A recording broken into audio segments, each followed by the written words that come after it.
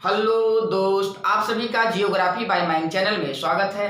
आज हम लोग पढ़ेंगे जियोग्राफी के अंतर्गत ही पर्यावरण को और पर्यावरण के उस टॉपिक को पढ़ेंगे जिसे बोलते हैं जैवमंडल। इंग्लिश में हम कहते हैं बायोस्फीयर।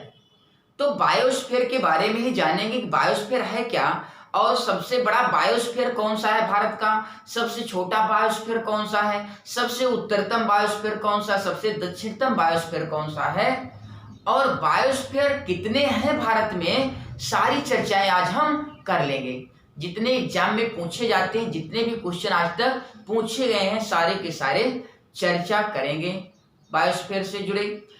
और यहाँ से क्वेश्चन काफी पूछे जाते हैं, UP TET, C TET, super TET, all one day exam में भी कई क्वेश्चन यहाँ से पूछ लिए जाते हैं। तो आइए इनको हम अच्छे से पढ़ लेते हैं। और पढ़ने से पहले यदि इस चैनल को जियोग्राफी बाय माइंड चैनल को सब्सक्राइब नहीं किए हो तो कृपया सब्सक्राइब कर लें और बेल आइकन को दबा दें और लाइक और शेयर जरूर करें यदि पसंद आता है तो। आइए स्टार्ट करते हैं। भारत की जैवमंडल। तो भारत का जैवमंडल के बारे में स्टार्ट करते हैं। यह एक प्राकृतिक क्षेत्र होता है, बड़ा क्षेत्र होता है जिसमें जीव और वनस्पतियों को संरक्षण दिया जाता है। उसी को हम क्या बोलते हैं, जैवमंडल कहते हैं, बायोस्फीयर कहते हैं। बातें क्लियर हो गई। तो आइए स्टार्ट करते हैं। जो बायोस्फीयर नाम है सबसे पहले किसने दिया, तो यूनेस्को ने दिया। कब दिया, 1971 ईस्वी में यूनेस्को द्वारा दिया गया। और यूनेस्को की स्थापना की मैं बात करूं तो इसकी स्थापना 1945 में हुई, 16 नवंबर 1945 में हुई। बातें क्लियर। इसका मुख्यालय पेरिस है। यही यूनेस्को जो है, जो जैवमंडल क्षेत्र होते हैं, जो बायोस्फीयर क्षेत्र होते हैं, उन्हीं से ये यूनेस्को द्वारा ही मान्यता दी जाती है। बातें क्लियर हो गई। आइए नेक्स्ट बात करते हैं। यूनेस्को ने बायोस्फीयर का नाम तो जरूर दिया, लेकिन बायोस्फीयर का नाम का प्रयोग सर्वप्रथम एडवर्ड सुइस ने किया। ये कई बार एग्जाम में आया हुआ क्वेश्चन है, आप इसको याद रखिए। प्रयोग तो सुइस ने किया। नेक्स्ट बात करते हैं हम कि बायोस्फीयर रिजर्व जैव विविधता के बड़े क्षेत्र हैं जहां वनस्पतियां और जीवों की रक्षा की जाती है, उसे जैवमंडल या बायोस्फीयर कहते हैं। दूसरी बात करें तो बायोस्फीयर एक बड़ा क्षेत्र होता है। इसमें एक से अधिक अभयारण्य भी आ सकते हैं और एक से अधिक राष्ट्रीय उद्यान भी शामिल होते हैं या हो सकते हैं। तो देखिए ये जो है एक से बड़ी, जो मैं ब्लैक स्पॉट से दिखाया हूं, ये अभयारण्य है। एक से अधिक अभयारण्य भी आ सकते हैं इस बड़े बायोस्फीयर क्षेत्र में और एक से बड़े राष्ट्रीय उद्यान भी शामिल हो सकते हैं। एग्जाम में पूछेगा तो बिल्कुल हो सकते हैं। बातें क्लियर हो गई। नेक्स्ट बात करते हैं। आइए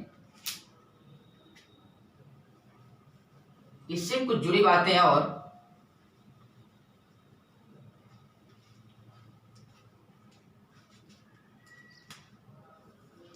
तो भारत में जो बायोस्फीयर की शुरुआत की गई वो 1986 में की गई। कब की गई भैया, 1986 में की गई। बातें क्लियर हो गई। ठीक। और अगर हम बात करें कि बायोस्फीयर जो क्षेत्र होते हैं वो जैवमंडल के क्षेत्र जिन्हें बोलते हैं, इनको 3 भागों में बांट दिया गया है। कितने भागों में, 3। एक को बोलते हैं कोर, दूसरे को बोलते हैं बफर, तीसरे को बोलते हैं संक्रमण क्षेत्र। क्या बोलते हैं, संक्रमण क्षेत्र बोलते हैं। तो आइए समझ लेते हैं इनके क्षेत्र 3 हैं। आखिर इनका काम क्या है। जो कोर का क्षेत्र होता है बायोस्फीयर का, इसमें किसी प्रकार की मानव गतिविधियां नहीं की जा सकती। मतलब केवल आप क्या की जा सकता है, यहाँ पे मॉनिटरिंग की जा सकती है। कैंप लगा के आप मॉनिटरिंग कोर में कर सकते हो। लेकिन जो बफर जोन है, ये बफर जो जोन है, इस बफर जोन में आप शोध कर सकते हो, यात्रा कर सकते हो, शोध कर सकते हो, यात्रा कर सकते हो और शिक्षा एजुकेशन को बढ़ावा दे सकते हो। कहने का मतलब बफर जोन में एक सीमित मानव गतिविधियां की जा सकती है।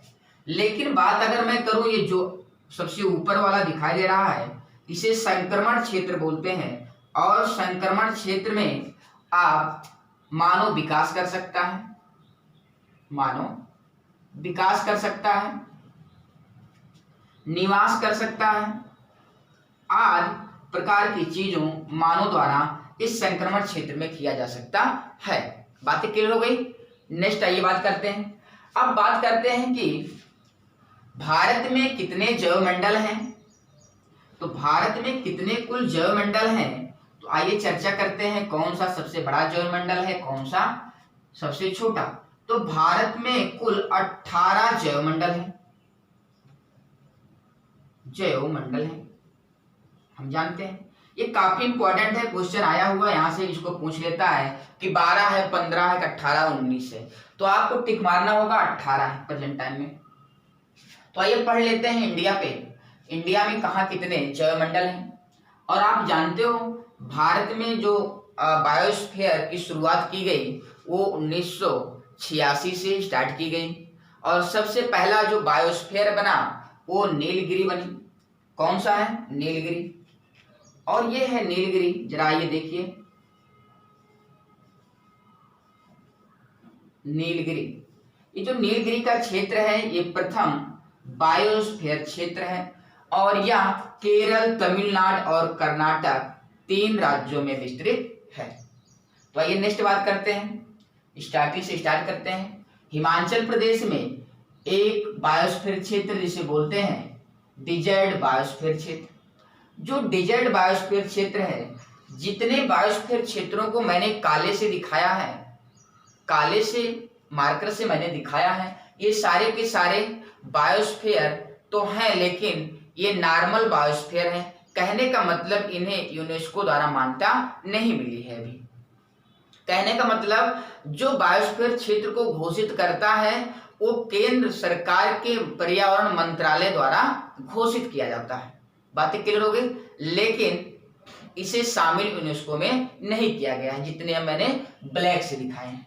तो आप याद रखिएगा, कोल्ड डिजर्ट भारत का सबसे उत्तरतम बायोस्फीयर क्षेत्र है। नेक्स्ट इसके बाद बात करें नंदा देवी। नंदा देवी उत्तराखंड में है।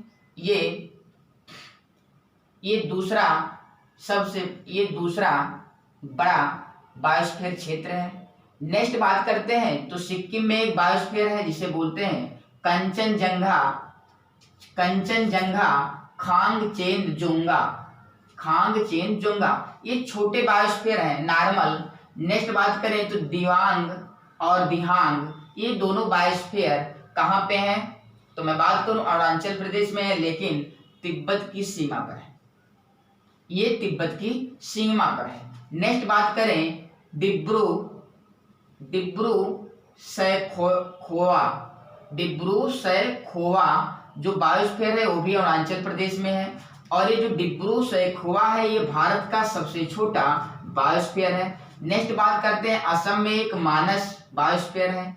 मेघालय में नवक्रोक बायोस्फीयर है, यूनेस्को द्वारा मान्यता दी गई है।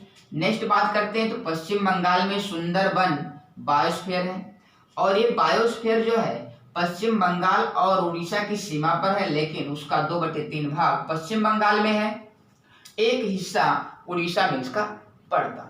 नेक्स्ट बात करें उड़ीसा में सिमलीपाल बायोस्फीयर है, जैवमंडल है। बातें क्लियर। नेक्स्ट छत्तीसगढ़ है, और छत्तीसगढ़ में एक बायोस्फीयर है जिसे बोलते हैं अचानकमाग अमरकंटक। और यह बायोस्फीयर महाराष्ट्र और छत्तीसगढ़ की सीमा पर स्थित है, लेकिन इसका ज्यादा हिस्सा छत्तीसगढ़ में है। नेक्स्ट बात करते हैं आंध्र प्रदेश में शेषाचलम बायोस्फीयर है, और तमिलनाडु में मन्नार की खाड़ी बायोस्फीयर है। और मन्नार की खाड़ी पंबन द्वीप के पास है, ये एकदम किनारे वाला भाग है मन्नार की खाड़ी। बातें समझ में आई। नेक्स्ट बात करते हैं हमने नीलगिरी के बारे में तो पढ़ लिया,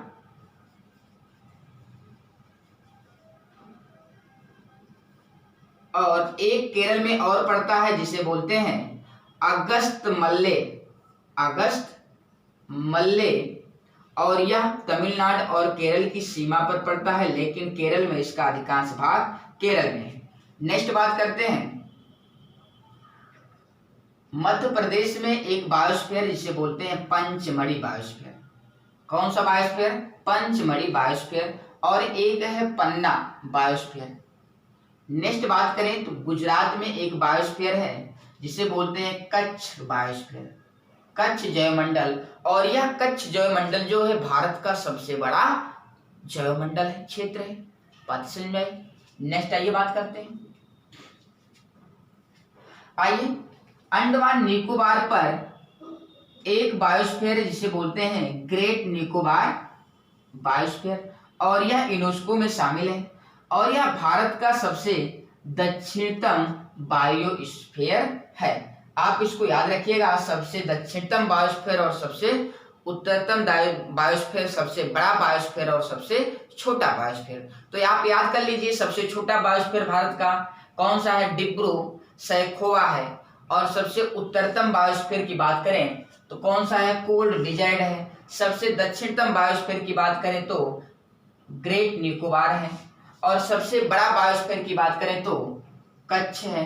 बात समझ में आई? और कच्छ गुजरात में है। लेकिन भारत का सबसे पहला बायोस्फीयर की बात करते हैं तो नीलगिरी है, जो 3 राज्यों में विस्तृत है। आप इनको अच्छे से याद कर लीजिए, जिससे आपके एग्जाम में अगर मिलते हैं तो आप इन्हें आसानी से कर ले जाएं। और बायोस्फीयर कई राज्यों में, एक बायोस्फीयर कई राज्यों में विस्तृत है, सीमा को टच करते हैं। कभी कभी मिलाने के लिए कई राज्य दे देता है, इन राज्यों में है।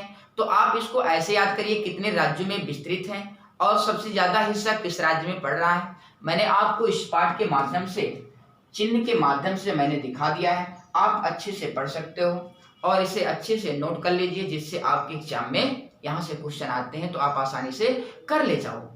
Thank you. आज के लिए बस इतना ही। धन्यवाद।